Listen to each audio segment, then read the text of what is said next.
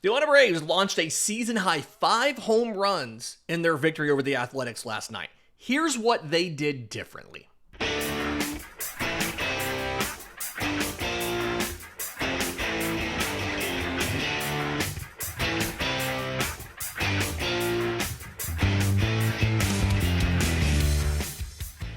Yes, welcome on in to Braves Today for Thursday, July 10th. Your source of news, notes, and updates on your Atlanta Braves. I'm your host, Lindsay Crosby. You can follow me on social media at Crosby Baseball. You can follow the show on X, Braves_today. We have a Facebook page and Instagram as well. And you can find all of my written work, bravestoday.com. That's the Braves Today Substack, as this is both a podcast and a newsletter. We're not going to get into it on today's show, but on the newsletter today, this morning, we dropped a piece about prospects that deserve a promotion ASAP. Guys that have just had great years so far in the minors and need to get moved up a level. And I found out that at least one of them is getting promoted in the next day or two. So shout out there. We always love to be right on things like that. I want to get to the series finale in a few minutes. I want to talk about Atlanta's ability to win with a fly ball pitcher in Spencer Strider on the mound in this ballpark. We've seen a ton of home runs in the first 2 games of this series. We're going to talk about what Ronald Acuña Jr. said about the home run derby. But before we do that, I want to make sure that we properly discuss last night's victory. Again, Atlanta wins 9-2. They score 4 runs in the first inning before they record an out, including a leadoff shot from Ronald Acuña Jr. and a 3-run blast from cleanup hitter Drake Baldwin. They add 3 more home runs. Austin Riley gets one in the second, a 2-run shot. Ronald Acuña Jr. gets another home run in the 4th, and Marcell Ozuna gets in on the action with a homer in the 6th. And we touched on it a bit on the postcast last night, and I put it in today's 3 things, which I wrote up after the game over on bravestoday.com. So make sure you're subscribed, by the way, over there. You can get, from just about every game, you can get that email after the game with the turning point of the game, who the MVP was, what you'll be talking about, all that kind of stuff. But the big difference for Atlanta in this game was being exceptionally aggressive early in the at-bats. Ronald's leadoff home run was on a 1-1 sinker on the inner third. After that, Matt Olson singles on a 1-1 center cutter. Got to find a different way to say center cutter. Middle cutter. There you go. Second pitch, an 0-1 slider elevated. Austin Riley hits for a double. And then Drake Baldwin gets a first pitch cutter that he pops out. So 4 consecutive hits, including 2 home runs and a double. And all of them come in the first 3 pitches of the at-bat. And that's really what I noticed last night, is Braves hitters being exceptionally aggressive early in at-bats, not only from a swing perspective as far as the swing decision, but firing off A swings early, looking to do damage at pitches in the strike zone. And this kind of goes back to what they did in 2023.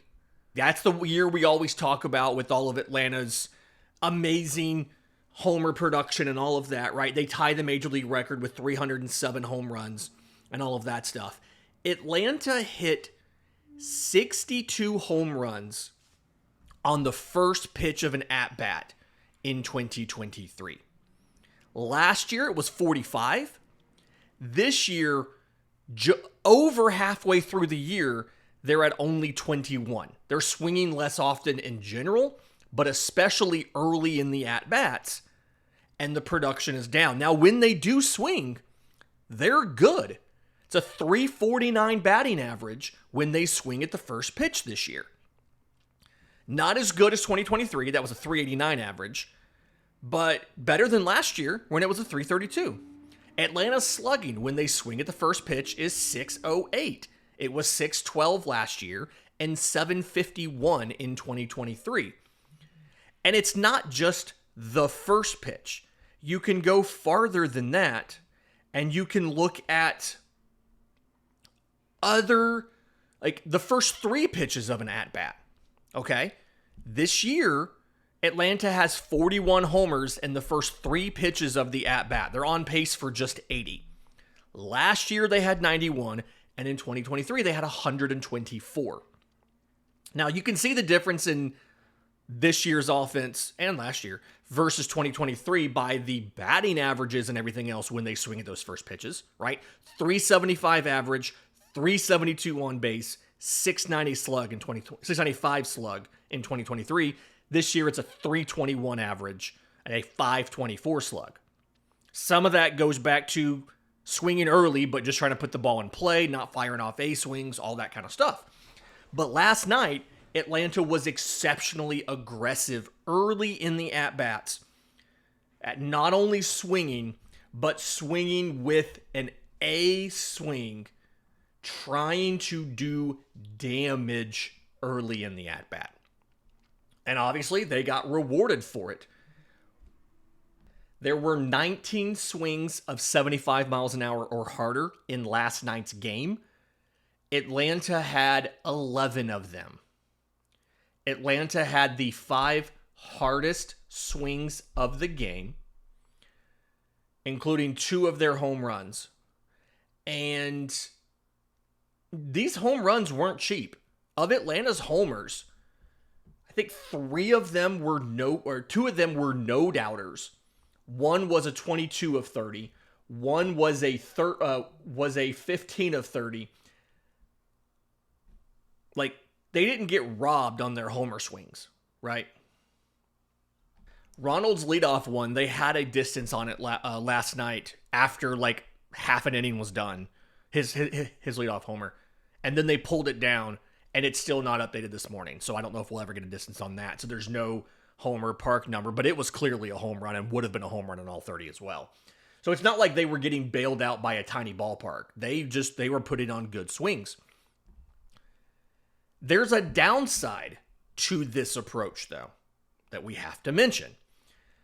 If you look at Mitch Spence, the starter for the A's last night, obviously not a great night for him. 9 hits, 8 runs, 1 walk to 3 strikeouts. He is charged with all 5 home runs. He faced 28 batters, with the same number as, or one less than Bryce Elder, who allowed only 2 runs, albeit on 8 hits. Struck out 7, only 1 walk. Atlanta did a very good job of getting good contact off of Spence. But again, they were incredibly aggressive. He threw only 79 pitches, despite 6 full innings, 9 hits, and 28 batters. Again, they were aggressive very early in the at-bats, firing off A swings and getting really good contact. They tagged Mitch Spence for something like 7 hard hit balls. And the downside here is if they were facing somebody that had a better ability to generate whiffs from both his primary pitch. He used a cutter last night. His primary pitch last night was a 90-mile-an-hour cutter. He got 15 swings off of it and generated a grand total of 2 whiffs. I mean, they crushed just about everything of his except for the curveball. 4 of those were put in play with an average exit velocity of 79 miles an hour. And none of them were hard hit balls. Everything else they crushed. Right? I mean, his sinker was an average exit velocity of 94. 1 mile an hour away from being a hard hit ball on average on the 4 they put in the play. They put 24 balls in play with only 10 whiffs against Mitch Spence. But again, you saw how low his pitch count was, despite going 6 full innings.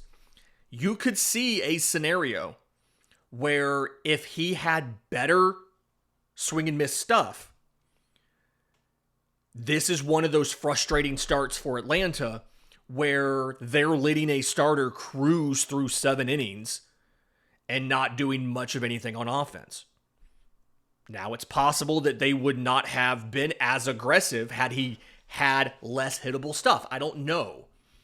But you can see this approach of swinging early and often with your A swing, with your fence, aiming for the fences swing.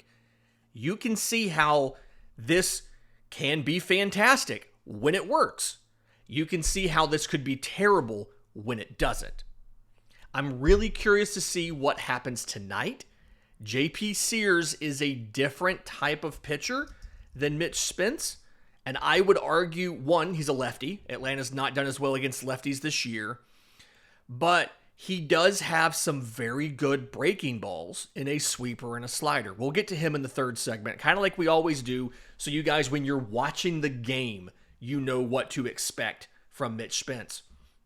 But you can easily see how the Braves could struggle if they're not able to make as much quality contact as they did last night. Now, obviously it worked, and I want it to keep working. That was fun. I did not mind being up late for that game simply because of how much fun it was. Is that something that you can do all the time? Does it work against everybody? Obviously not. Does it work more often than it doesn't? We'll find out over the next couple weeks. Somebody who it absolutely worked really well for was Ronald Acuña Jr., who hit 2 home runs. Let's break down what he did and what he said about how his back feels and his plans for the home run derby. We'll do that next, right here on Braves Today. Welcome back to Braves Today. Lindsay Crosby. I want to kind of talk real quick about Ronald, okay? 2 home runs last night. His second home run was honestly kind of hilarious. Facing Mitch Spence again, there's 2 outs in the 4th inning.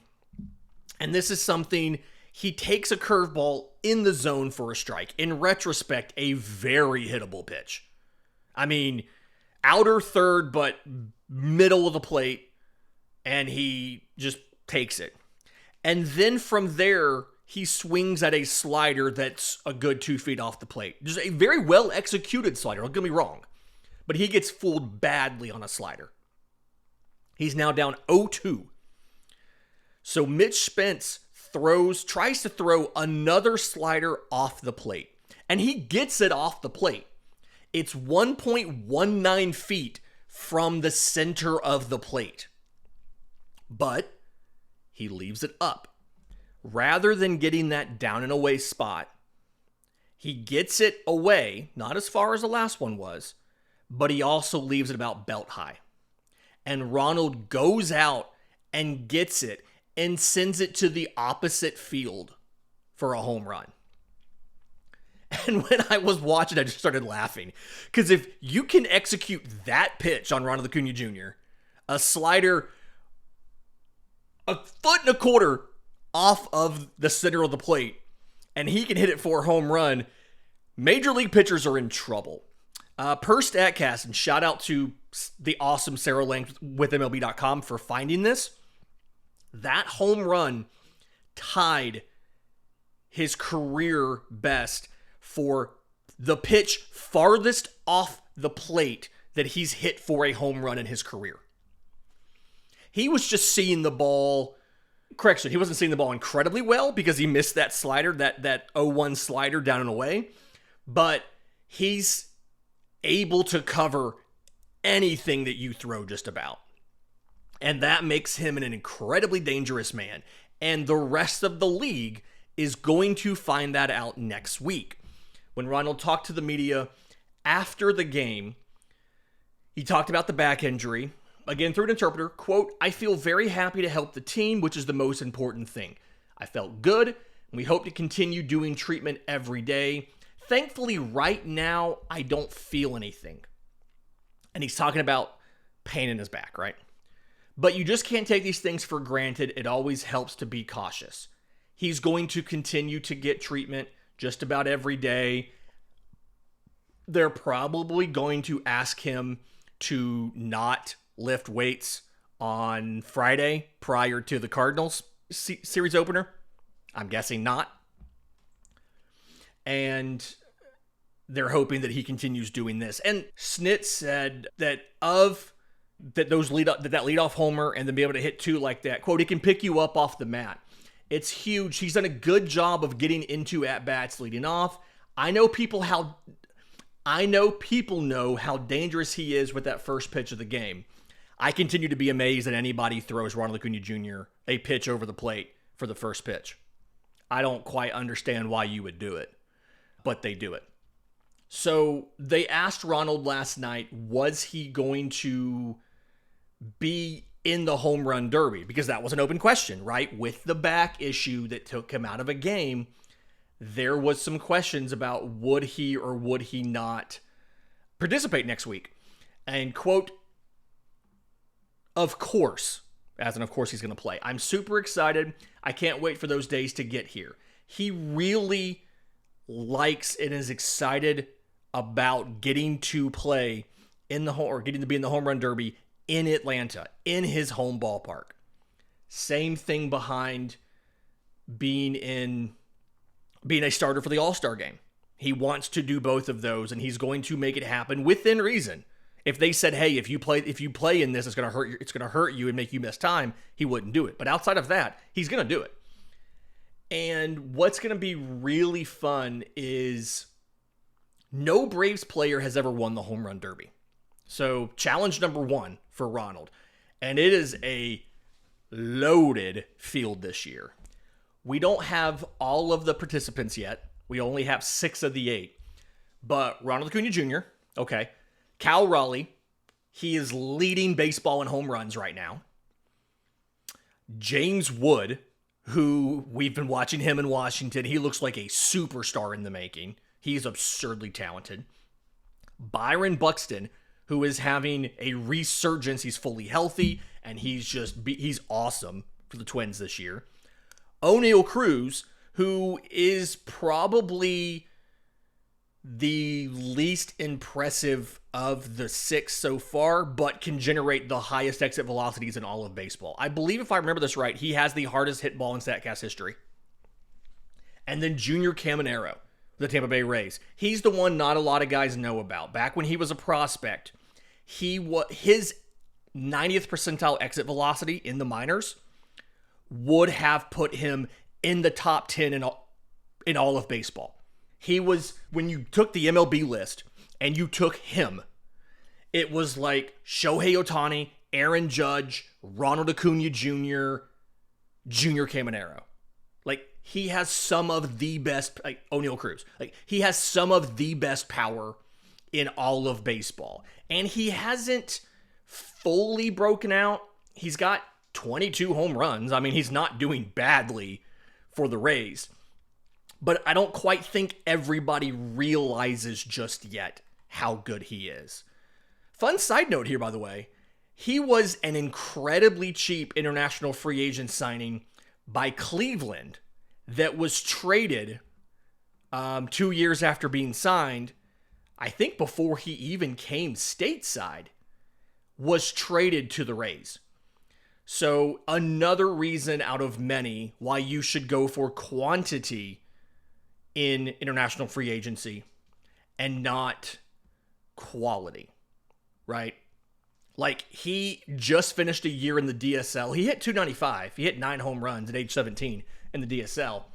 But then he got traded to Tampa Bay, I think for like Tobias Myers or some sort of just wildly, ridiculously laughable deal when you go back and you look at it with the knowing how many guys, knowing the outcomes of the guys.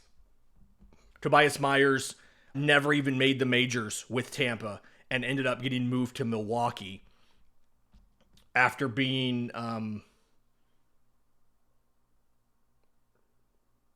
DFA'd, and then the Giants got him, and then he went off of waivers like twice, and he's now with the Brewers. So, terrible deal Cleveland would want back. Tampa Bay obviously loves the deal. But we don't have the last 2 players in this field as of time of recording Thursday morning. But Ronald has to be one of the favorites simply because, one, he's fully healthy. And two, it's just so easy for him. And Snit talked about this last night. Quote, the thing is, he doesn't expend a lot of energy. You watch him hit, he's not grunting and groaning. What he does is pretty fluid and effortless the way it comes off. He just has natural bat speed, great control of the barrel, and because of that, he's a generationally great power hitter. You love to see it. All right, in just a second, let's talk about tonight's series finale. Spencer Strider versus JP Sears. I'm optimistic. I'm also slightly concerned about Spencer Strider's ability to maybe keep the ball in the yard this year. We'll break that down next, right here on Braves Today. Final segment of Braves Today, Lindsay Crosby talking about the series finale tonight, JP Sears versus Spencer Strider. The good news is this one, I believe it's at 9:05 Eastern is the start time. Last night was the final after 10 p.m. start time Eastern of the season, if I read the schedule. No game the rest of the year is scheduled to start as late as last night's game. So we're on the... Actually, after this, I don't think you even have any other games in anything but Central or Eastern time. Like, I think you have a trip to maybe to Milwaukee coming up. Obviously, St. Louis this weekend. I think maybe the Cubs or something like that. But you don't... No, you already went to Milwaukee. You don't have any other trips past Central time. There's no Mountain. There's no Pacific. So no more of these super late games. I'm used to it because I stay up for MLB Game Night. We record live, or we go live over on Locked On MLB after the final West Coast game is finished. But I know not everybody's used to that. So there you go. All right, Spencer Strider versus JP Sears. The thing with Strider, he's below average at inducing ground balls. 40.7% ground ball rate. That's 43rd percentile. And this is actually up from what he did in 2023. 2023 is a lot of red on that StatCast. The only things that aren't red, barrel rate, 8.2%, was 43rd percentile. Ground ball rate of 34.9% was 13th percentile. Fly ball pitcher all the way. This year, because he's leaning more on the slider and he has the curveball in there as well, he went from 34% slider usage in 2023 to 37% this year and 5% on the curveball. The net result is his fastball usage has come down about 5 or so percent. Some of his locations have also dropped. He's throwing the fastball lower in the zone, which is seemingly working a little bit at preventing as many fly balls, but he's still a fly ball pitcher. And so because of that, one, the average exit velocity allowed against him, hard hit contact, 92.2 miles an hour, 2nd percentile. But he does give up plenty of fly balls. And as we saw in the first 2 games of this series, these fly balls are jumping out of the yard. It has not been pretty. Now, what's funny is his ground ball rate is up. So his overall air percentage is what they call it on StatCast. From 23, he's down from 65% to 59. About 3% of that is less fly balls. About 2% of that is less line drives. But he is still a fly ball pitcher. He's also, unlike previous years of his career, been a little more susceptible to letting guys pull the ball. Below average now at 21.4%, pulling the ball in the air. That is proven to be the best way to hit a home run, is to pull the ball in the air. In 2023, he was at like 17.6%. So he's not giving up as many fly balls, but more of them are the right type of fly ball to be a home run. So I'm really curious to see what he's able to do tonight. Does he throw more curveballs? We've seen him, since the velocity's gotten a little bit better, started to come back closer to his career numbers. He's been kind of going back to leaning on that fastball slider combo. Does he throw more curveballs to try to keep the ball on the ground and not give up so many fly balls? We'll see what happens there. On the other side of this is JP Sears, 7-7 with a 4.76 ERA this year. Righties are hitting him better than lefties. Righties have hit 796 OPS. Lefties have a 726 OPS.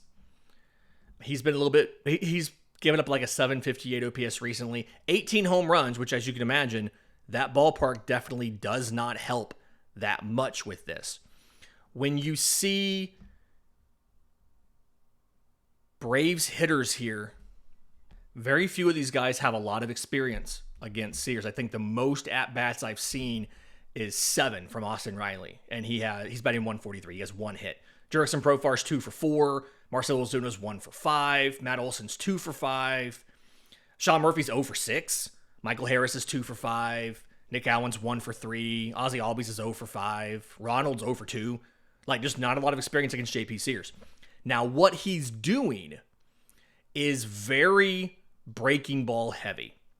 Like, that is by far his best pitches here. Okay, so it's a 4-seam fastball, 92.3 miles an hour is the average.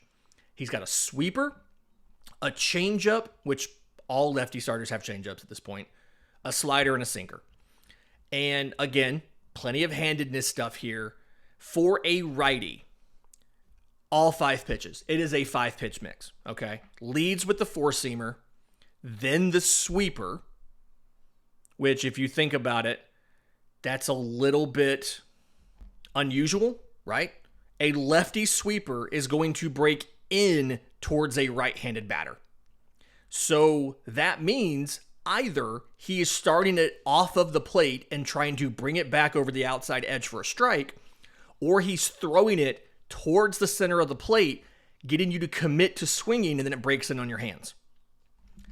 Interesting usage. You don't always see guys throw opposite-handed sweepers a ton. But again, that's his number 2 pitch to righties, is his lefty sweeper. Okay? Changeup is number 3. Makes sense. Not performing that well. 288 average and a 519 slug off of it. 2 home runs off of that pitch. And they're all to righties. I'll get there in a second. They're all righties. Bunch of sliders and then some sinkers. Like, he's throwing all 5 pitches if you're a righty. Not equal usage, right? But he's throwing all 5. Lefties, it is a different story. He leads with the sweeper. That is the number 1 pitch he throws to lefties. Number 2 is the 4-seamer.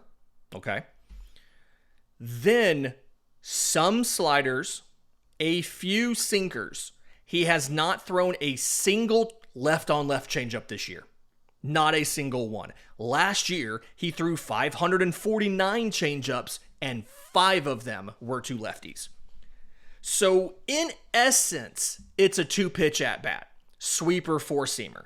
You'll probably see, I would guess, what is this? He's made 18 starts, and he has 32 sliders. So, you'll probably see 2 lefty sliders this game, and on average, 1 lefty sinker all game. But again, he'll lead with the sweeper, plenty of 4-seamers behind it, and you should not expect a changeup at all if you're a left-handed hitter. So it feels like it's a little bit of an easier at-bat. Atlanta has struggled against lefty starters this year in a way that they really haven't in previous years. The Braves are hitting .227 against lefty starters this year with a .353 slug. Now, their slug's not great overall. It's like .385, but it's even worse against lefty starters. They've hit 17 home runs in 21 games off of lefty starters. So they're good for just under a homer a game off of the lefty starter. 2023, if you remember, they faced only 32 lefty starters all year because teams did not want to throw their lefties against Atlanta because they hit .290 with 60 homers in 32 starts. They averaged almost 2 homers a game against lefty starters and hit .290. I don't really know why they've gotten so much worse against lefty starters. I think some of that is just this team not being nearly as good as they've been in previous years. Just overall struggles with what they do. And then there are certain players that are part of that as well. But either way, we're going to see if they can get out of that funk tonight. I'm really curious to see what happens. We'll have a postcast again after tonight's game, unless it's some sort of 9-10 run blowout against Atlanta. Then Jake will go to bed and I'll just go over to get ready for MLB game night. And then reminder, tomorrow, the live show's back. Be here at noon Eastern. If you're watching this and you're not subscribed, turn on notifications for the channel, hit the notification bell so you know when we go live for this. Until next time, this has been Braves Today.